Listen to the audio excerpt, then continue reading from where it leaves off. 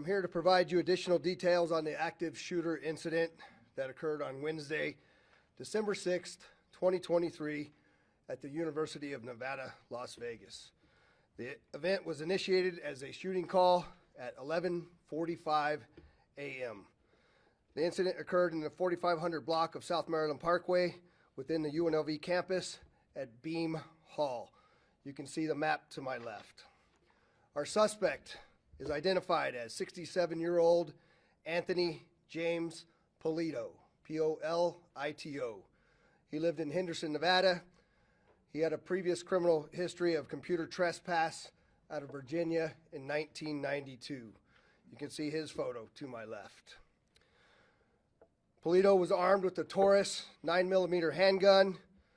He had brought 11 magazines to the scene with him. 9 loaded magazines were found on his person after the shooting, and you can see in the photo to the left, one of the magazine carriers that was fixed to his body. I'll talk about that here in a little bit. The gun was purchased legally in 2022, and at this point in the investigation, we do not know how many rounds he has fired. The names of the involved University of Nevada, Las Vegas officers will be released by their agency within the next 48 hours. I'm told that that will occur tomorrow. The deceased victims are identified as follows. The first victim, Patricia Navarro Velez, lived in Las Vegas and was a 39-year-old female. Navarro Velez was the assistant professor in accounting who worked in the Beam building on the 4th floor.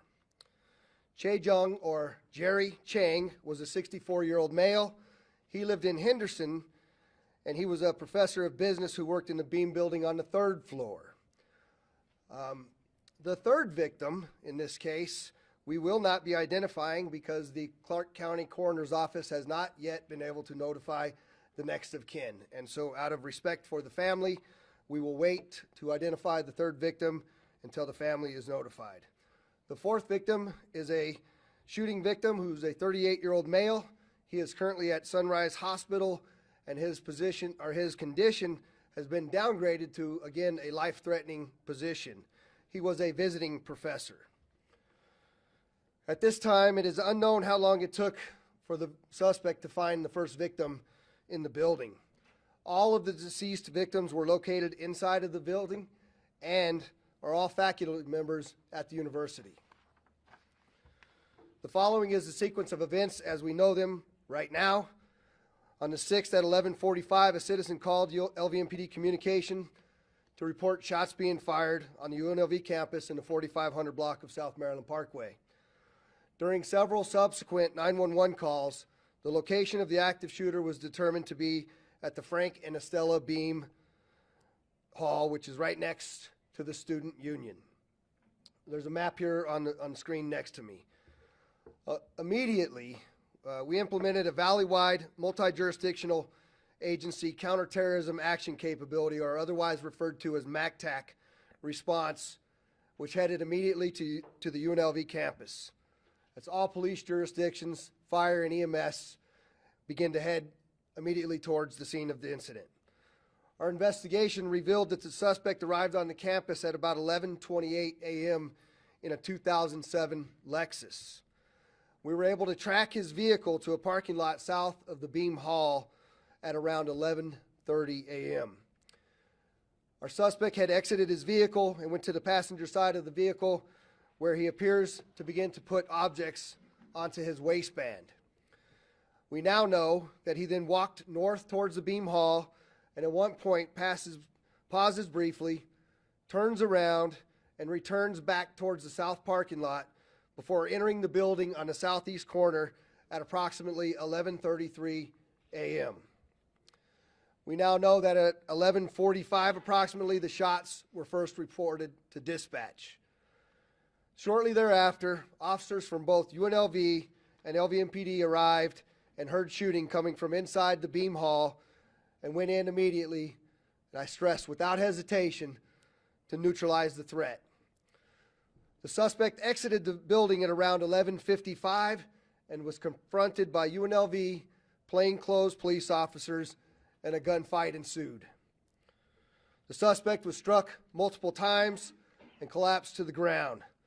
Officers quickly formed an arrest team and took him into custody. He was deceased at the scene. We're now going to play a video of this shooting scene. Before we do this, I just want to set it up for you very quickly. You will see the suspect come down from over here. There's an officer that believes he's potentially a professor, and there's another officer off screen that you won't be able to see here. We'll talk about him in here in just a couple of minutes. Go ahead, Carlos.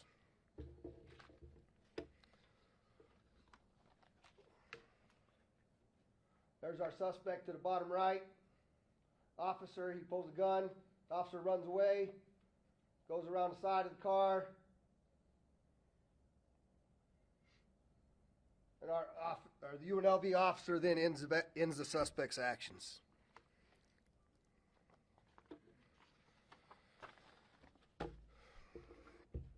Officers then assembled action teams and began a systematic search for additional suspects and victims. Those teams went through multiple buildings and multiple floors. Many times we had to force entry into rooms where students and faculty were sheltering in place. Officers had to escort each one of those rooms of faculty and students to safety. During the search of Beam Hall, 2 victims were located on the 3rd floor. 1 victim was located on the 4th floor, and we believe the 4th victim who survived was on the 5th floor when shot. He got out of the building and was taken to Sunrise Hospital. And I just want to stress to you, we don't yet know the sequence of the shootings. We don't know where specifically, what floor it started at, or which victim was the first victim. We are still piecing together that information. There are no cameras on the interior of the building, so it's taking us more time to understand that. What I found out right before I walked in here is that the victim that was shot on the 5th floor that had walked outside, he was met by 2 Metro police officers, thrown into a police car, driven to an arriving community ambulance, which then immediately took that individual to Sunrise, which probably saved his life. The suspect's vehicle was recovered at UNLV, and after executing a search warrant, we located a dash cam in the vehicle, which allowed us to have a better understanding of the suspect's movements earlier in the morning. Our detectives learned prior to the shooting, the suspect had earlier visited a Henderson post office and sent 22 letters to various university personnel across the country with no return address. We are currently working with the postal inspector and our federal partners to begin processing these letters. We do not know the contents of these letters, and we're working to contact the recipients of those letters. As most of you know, last night LVMPD detectives executed a search warrant at the suspect's Henderson residence, and some items were recovered there. Importantly, there was a chair with an arrow pointing down to a document, which that document was similar to a last will and testament. There were several computers and hard drive components. There was ammunition consistent with the same cartridge cases located at the scene, and there was a Taurus handgun box matching the handgun that he used. I want to stress that we're still learning a lot about this suspect and still trying to understand motive. We know he applied numerous times for a job with several Nevada higher education institutions and was denied each time. The suspect had a list of people he was seeking on a university campus, as well as faculty from the Eastern Carolina University.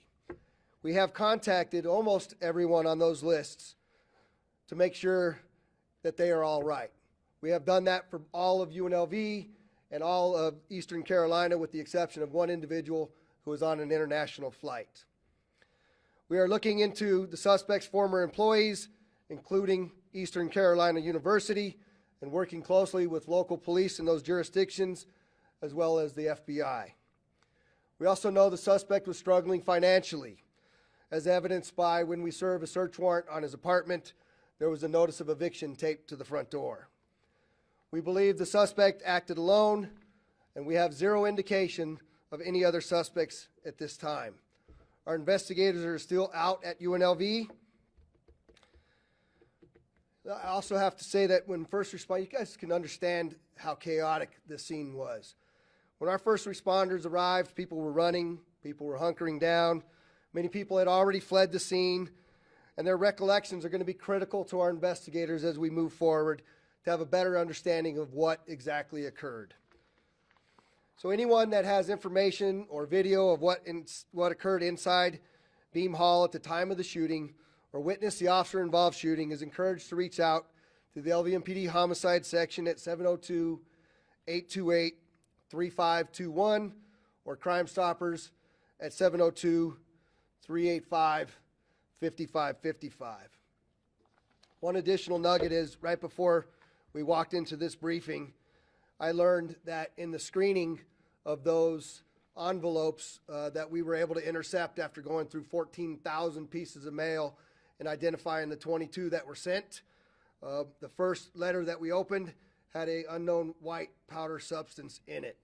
Our armor unit and detectives are out currently processing those envelopes, and what we're asking is that if anybody in the education world receives a letter with a no return address that is taped, we ask you to proceed with caution and contact your local authorities. Of particular attention from the ones that have been addressed are those at Carolina and UNLV.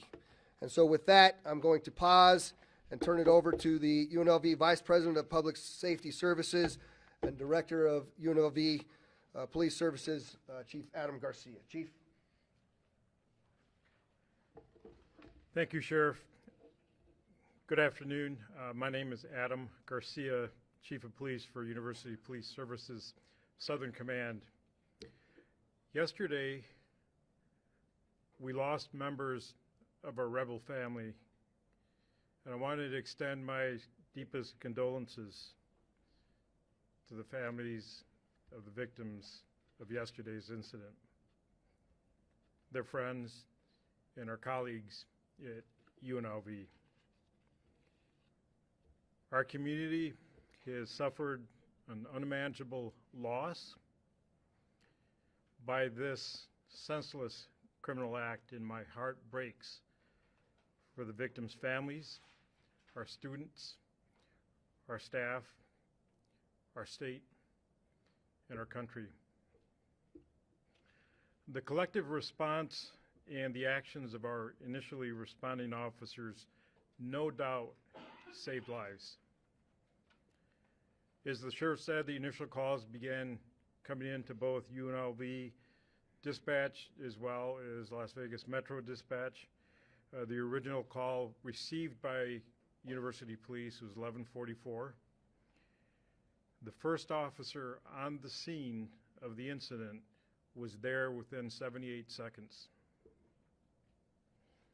Additional arriving units from Metro and UPD then entered Beam Hall, and as you saw in the video, two University Police detectives then confronted the suspect and engaged in a gun battle which neutralized the threat. These two detectives are heroes. They risked their lives in order to save countless others, and as the sheriff pointed out, in what could have been a bloodbath. I want to thank Sheriff McMahill and the Las Vegas Metropolitan Police Department, along with all of our regional partners who came to our aid yesterday without question and without hesitation. Henderson PD, Clark County School District, Boulder City, North Las Vegas, Clark County Fire, and all of our emergency medical professionals, as well as our federal partners, the FBI, Marshal Service, ATF, and DEA. We as a law enforcement community stand together, not only yesterday, but today, and always in working together to create a safer future for our UNLV and Nevada System of Higher Education students and family.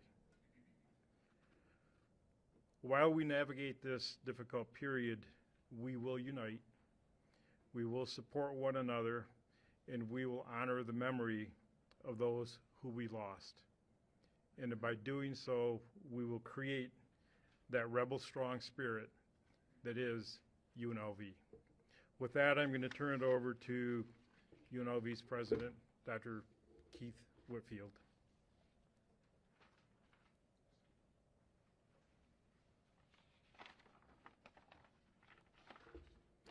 Good morning.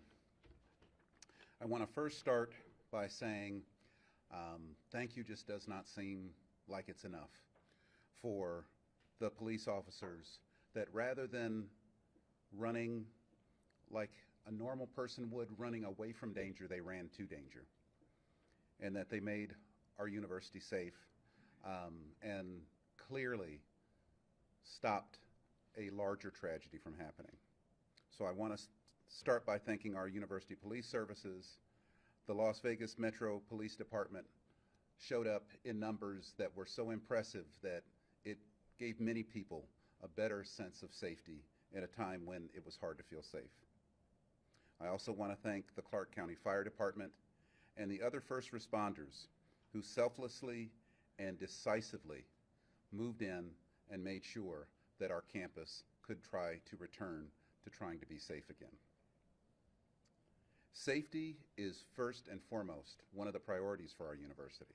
And so incidents like these actually rock us to the bone in thinking about how we can make sure that we have an educational opportunity for our students that is free from violence.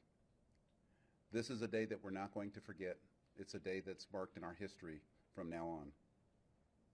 But as we go forward, we have to think about the people who have experienced this, both firsthand and I think even secondary. And we want to make sure that people feel that it's okay not to be okay. That we have provided and made sure that we have services in terms of mental health services and counseling. The Resiliency Center was set up after October 1, and it's another resource that we're coordinating with to make sure that anyone who actually needs help can get help. I have been absolutely overwhelmed by this city. I'm still relatively new. Sometimes it doesn't feel like that, but in my 4th year, I've always felt connected to this place, but I think now I have a really good reason why. It's because of the incredible support that has been offered to myself and to our university in terms of people, agencies, everything, our hospitality industry, all reaching out to see if they could find out ways to be able to help us at this time. I want to thank all of you all.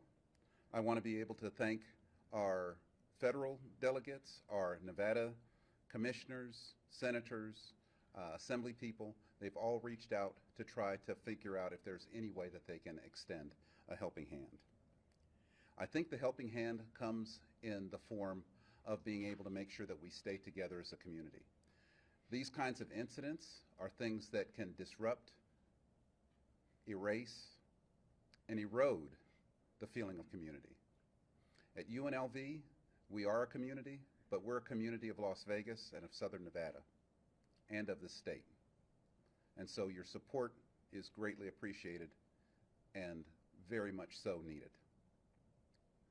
Lastly, I will say that moving on in the future, we are working on future plans for the university, thinking about how we will be conducting both final exams, which start next week, and how we can best do those to be able to accommodate people and where they may be and how they may feel. We're also thinking about commencement and other activities that the university is going to be doing. We'll be sharing that information in the coming days and trying to keep people as well informed as possible. With that, thank you very much, and Las Vegas, thank you. UNLV really thanks you. Thank you. And let me introduce, if I could, next up is Commissioner Jim Gibson. Thank you, President. Thank you. And Mr. President, you need to know that this community becomes stronger every time we're challenged. It's terrible that sometimes it takes challenges, even these kinds of challenges, but we are there for you, we're there for your students, we're there for your faculty, and for their families that many of us have been hearing from, as they all were hoping for as much information as they could get. We want to thank your police department, Chief, and your police department, Sheriff, because it is, after all, a fact that the bravery and the response, the timely response, was critical to keeping the loss of life and injury at a minimum. And our hearts go out to the victims of the tragedy and their families. The names of two of the victims have been released. I think one of the things, at least so far, from what you have heard and I have heard, students were not the targets here. And I think it's especially important to this community and to the UNLV family to make note of that fact, that our kids were not at risk, as terrible as the events are. We want to also make you aware that the Resiliency Center that was stood up after 1 October has been learning the lessons of trauma type counseling. It is referred to as trauma-informed counseling from the very day that the Resiliency Center was established. And our hope is that as we work together with UNLV and all of the rest of the community, that we'll be able to push as much of the work in helping this community cope and deal with the tragedy and its effect on them will be handled by and worked through as much as possible our Resiliency Center. Tanil Pereira and her team are remarkably talented, experienced people who have tracked the people that have been counseled by them in a way that informs us on the effects of these tragedies and helps us keep track of the people who might not otherwise appear on anybody's list or be on anyone's mind. Their number is 702-455-2433. The 2433 is also AIDE, so 455-AID, if that's easier to remember. An incident like this touches so many lives, so many hearts. There are people who want to make financial donations, and we have heard from them. In the coming weeks, we will have worked out a way to do that. We have had some discussion with UNLV and with the Resiliency Center and with Barbara Buckley, who is responsible for legal aid and has been kind of at the center of some of that kind of work. And our hope is that there will be information about that kind of action on our behalf coming out of the Resiliency Center soon. And as soon as it is available, we'll get it to you. Thank you very much. Now I would like to introduce Clark County Fire Chief John Steinbeck. Thank you. I'll be brief, but I do want to again give my heartfelt condolences to those affected, and my thanks to UNLV and to our wonderful officers at Metro. I am the Fire Chief, John Steinbeck. I'm also oversee the Office of Emergency Management for Clark County. And so in that purview, that's the Resiliency Center and some of the victim services fall under us. And so exactly what the Commissioner just spoke to, I'll just expand just a little bit on. He gave the phone number. I'll give it again, 702-455-AIDE. But we also have a stood-up website, FAC of southernnevada.org. And let me tell you just some of the brief history, of course, is we built that after 1 October especially for the victims of 1 October at that time. It has then, since then, transitioned to the victims of all need and all crime. And so that way we had it ready for an incident like today. And some of those things that are available are behavioral health referrals, on-site therapists right there at the Resiliency Center, out-of-state providers, as they're not all local students, of course, sir. So some might be going back home. The Resiliency Center can can assist with that, legal advice, and it might sound odd, but still could assist with reunification efforts, and that's not uncommon, even this far after an incident, that there could be some needs for reunification. And so the people at the Resiliency Center stand ready to do that. The other point that I want to make is we still see people from the incident from 6 years ago today, and sometimes it's the first time. So the Resiliency Center and all of these resources that we have built are not there for us to say, you need these now. They are there to be ready for when the victims and the survivors and those affected tell us that they need them. And so that's the commitment that we have, is that we're ready to go when that need arises. And whether it's today, it's next week, or it's 3 years from now. And so keep that in mind. And it'll be stood up and it'll be ready. And it's an ongoing resource. It's in charge of navigation, referrals, direct services, as I mentioned, and then a coordinating effort agency for a lot of the other resources that will be available.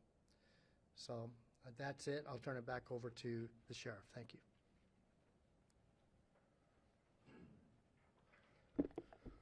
All right, I'll be happy to take some questions. If you would, please just say who you are, where you're from. So.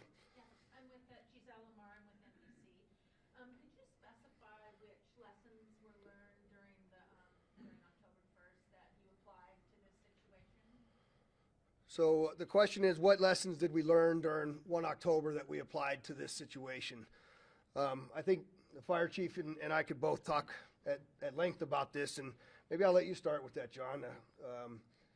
You want to start with the response to that? I'm happy to, sir. I'll follow up after you. Yes. So again, we could certainly speak to that for hours, but specifically on the response side of it, of course, is the command element, right? So immediately we want to have a unified command as quickly as possible, and also on the operations side.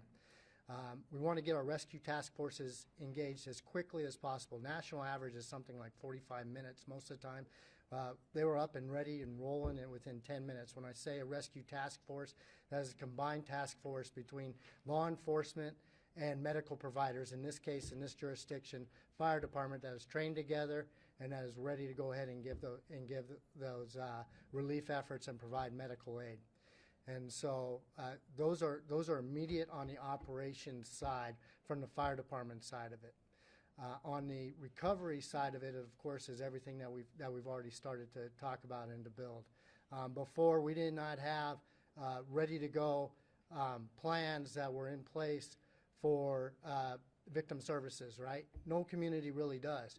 Myself, the sheriff, others back here, we've gone across the nation now since that incident 6 years ago that teaching this that you have to have these resources in play. Well, now we had them in play. They were ready to go, and they're ready to go ongoing. Last time we were building them as we were going ahead and responding. We also learned that recovery starts long before the incident begins, and then certainly during the incident. So while we had the responders there trying to neutralize the subject, trying to take care of those that were injured, and to do everything else that's appropriate during the response side, there's others that are back that are working on the recovery side. And so all of that is an extreme logistic issue. And the last part that I'll certainly talk to, and there's a problem with this one, it'll be a problem with the next one, and it's been a problem with every incident in time, is the control of information. We do have a joint information center. It's very important to us, and it did work very well. There is just so much information that comes across. You know, even myself as counting right there on the scene, at one point in time I had the victim count way higher than what we ended up with. And so I'm really grateful that the initial information was wrong, grateful beyond words, but you have to know that that's coming through. Well, at the same time, we got information coming from, you know, everybody with a phone, everybody with that's there on scene, everybody that's out there that's just, you know, using conjecture as to what's happening and also posting that. But we have a joint information center that's in place with the emergency agencies represented. That's through the county as the lead agency. So not only can we control and understand the information, but that information is necessary back to us as well as we're making direct operational decisions and recovery decisions. And so that is just a brief answer to your question, ma'am. I'll turn it back over to the sheriff. I'd just like to finish up by saying that we could really answer that question probably for hours. What I think was most amazing to me was that as the undersheriff and myself and the fire chief and Adam were there on scene and watching the operations of our individuals, there was seamless integration regardless of what kind of uniform you were wearing, what service that you belonged to. There was zero hesitation, and they just executed unbelievably well. And that didn't happen on October 1 nearly as well as it did. And I attribute a lot of that to the Reality-Based Training Center and our mandate to train together as we move forward in the future. And it's only going to get better from here. So, Dana. You said that the officers arrived and went in without hesitation. Are the officers we saw in the video, are those the officers who went in? Did they search for 10 minutes and then come back out? So Dana's asking if the officers that you saw in the video are the officers that went in. Yeah, they did go in the office. We still are not exactly sure the suspect's movements and the officers' movements, and we'll still work on that investigation to determine exactly that. But yes, we do know those detectives went in along with some Metro police officers immediately. And were any of the victims on the target list that you found? No, I said that, I believe, in the briefing, but none of the victims that were on the target list were actually, I'm sorry, none of the individuals listed on the target list became a victim. Sorry. Vanessa Murphy, KLAS. Sheriff, were there any warning signs, any conversations with Polito's friends, family, neighbors, anything like that? So Vanessa's asking if there's any warning signs, any conversations with the suspect's friends or family or anything that we became aware of. Of course, we're scrubbing social media devices, the computers that we seized, all of those things. But prior to the incident, the answer to your question is no. Sheriff Ken Ritter, AP. First, I'd like to ask Chief Garcia a question. Will you identify the hero detectives as you describe them for us at this time? And Sheriff, I do have another question. Not at this time. That information will be forthcoming at tomorrow's press conference. And Ken, the answer to that question is we're not allowed to until 48 hours after an officer-involved shooting. It's the same protocol. Maybe I should have known. You dropped the report about threats to University of UNLV and Eastern Carolina University targets is new to us. Would you go over that again for us, please? How many names were on those lists? And has everybody been contacted? Thank you. So Ken's asking if I can give you the name or the number of names that were on the list. There were names from both UNLV faculty as well as Eastern Carolina faculty. I don't remember the number right off the top of my head. I can provide that to you subsequent. However, all of the UNLV faculty members have been notified, and all but one of the Carolina faculty members have been notified, and that individual has not been contacted because they're on an overseas flight. And I meant to ask also, have the 22, you've described 22 letters went out, have all of those people been identified and contacted? Yes. Ken asked if we've notified and contacted all of the individuals that, of the 22 letters that we've become aware of. I believe they've all been contacted. Sir? Garcia with KTMB, is there an increase in the security measures on UNLV campus moving forward? Are you guys planning to have more surveillance there as well? So I'll let the chief from there answer, but I would like to, the question was, is there an increase on the University of Nevada, Las Vegas campus?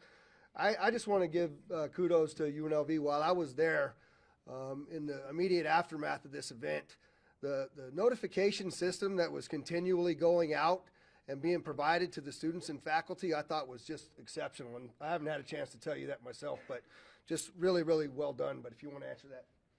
Thank you.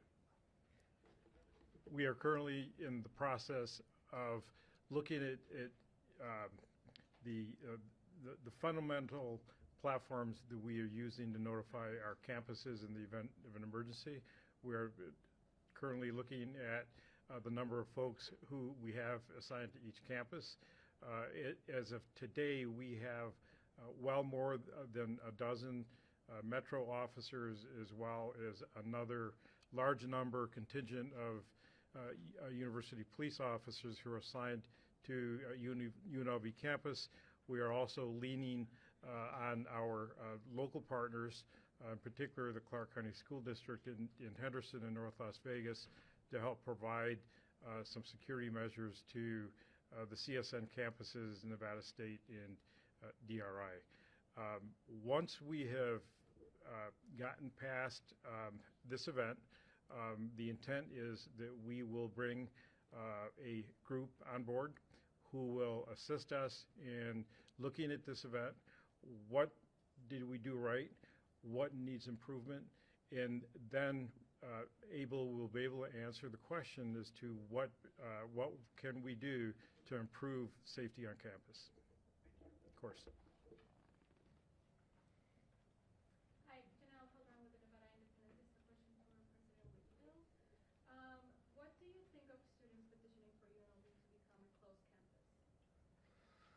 So the question's for President Whitfield, and the question is, what do you think about students petitioning for UNLV to be a closed campus? Yes, thank you. UNLV is an urban research campus. And as you look across the country, there are some where they have quote-unquote closed the campus, and others they have not. We're going to be taking a look at that and seeing, because what I hear from fellow presidents is that they don't feel that closing the campus actually ends up becoming a deterrent. When there's an evildoer that wants to get in, and if you have any kind of access to the campus, which we're Las Vegas's university. We have to make sure that we have access for you all to come and go, and to be able to take the enrichment things that come from our fine arts, from the STEM programs for summer, all of those sorts of things. And so, as the chief mentioned, we're going to be taking a look at this incident and seeing if there's other things that we can do. I'll just say that my inclination is not to close the campus, but to see if there's other things that we can do to be able to make sure that we have other safety features in mind. One of the things that I've seen at other urban campuses, and that we do have some now, but I'm sure the chief would not turn down my offer to see if we can put more cameras on campus. And again, we're going to be looking at other kinds of protocols and things. I hate to say a horrible incident like October 1 helped, but it did actually help us think a little bit more about safety. It was amazing to see how our faculty and students actually understood how to basically hide and to be safe. They did that across campus. I think between Metro and our police officers and the fire department went across a 332-acre campus, and it ended up going through all of them, and they found people in places like that. They found me, actually, in places like that. And so there's other things that we can do. That step of trying to close the campus, I think we just have to be cautious to make sure that it doesn't ultimately hurt what our ultimate purpose is, which is to provide a great education and great opportunities for the citizens. Thank you. No, right here. Sheriff, jumping in over Fox 5, do you know if the gunman had any other plans of violence having made it out of UNLV? So Joe asked if I know whether the gunman had other plans of violence if he made it out of UNLV. I guess I'd start by saying I'm glad he didn't get out of UNLV. But I would answer that by saying 150 plus additional rounds of ammunition, nine additional magazines strapped. I believe that he was probably heading towards that student union, right? That student union was full of kids that were out there having a barbecue and playing Legos. And so I believe we averted a much larger tragedy by the actions of that heroic police officer. I'm going to end by saying this. There's still a lot more information. Clearly, I provided a lot of information that you did not have today. I know that you have an appetite for this information. We also have a responsibility to not release the information until it's been vetted, just like I did not release the name of the third victim. I will give you the information as quickly as I can, responsibly. I promise that to you. There are a number of other aspects of this investigation that we must continue to move forward. But also, I want to remind you that tomorrow we're going to mourn one of the troopers who lost his life out of the 2 last week. We also have a presidential visit. And so I'll be balancing that opportunity for our first responders to properly honor those that lost their lives, as well as providing you that information. So it may come in a different form than a press conference, but you have my word, we will get that information. And so I appreciate you as the members of the media. Thanks for coming.